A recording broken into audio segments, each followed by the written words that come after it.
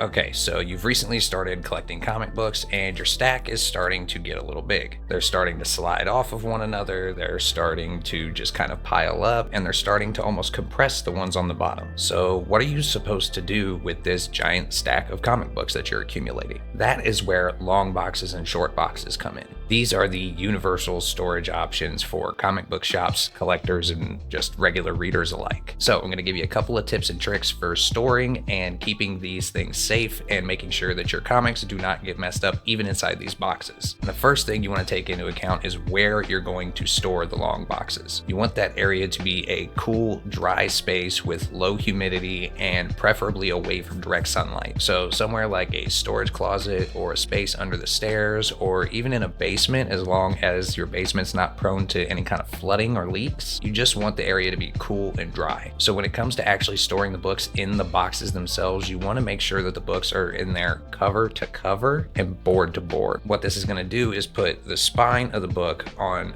opposite sides each time you place a new book into the box. This can help prevent spine compression, which if you collect comic books with the intention of getting them graded and selling them later on, you're going to want to maintain that spine structure as much as possible, because the worse it's compressed or the more ticks it has in it, then the lower grade you're going to get. But that's something for an entirely other video. Another good tip is to use dividers in the comic book box to help separate and organize. And I'll leave some affiliate links down in the description below for the dividers and everything else I'm talking about in this video. And if you do purchase something through those links, it does give me a small commission. That way I can make bigger and better videos for you guys. And no, this is not a sponsored video. Now, once you start accumulating a large number of comics, you're going to realize that your box is going to fill up. So you're going to need more boxes. And if you're limited on space, you can stack these boxes because they're made pretty sturdy. But even so, I wouldn't stack them more than 3 high, because then the bottom box is starting to compress at that point. And if at all possible, you want to make sure that those boxes are off the floor even by an inch or two. But if that's not possible, then it's perfectly fine to leave them on the floor as long as it's not an area, like I said, that's prone to flooding or leaking. And this is a pretty handy little tip right here. If you're just starting your collection and you've got a lot of empty room in the box, you'll notice that the books will fall over pretty easily. But if you have some kind of bookend that you can place inside the box,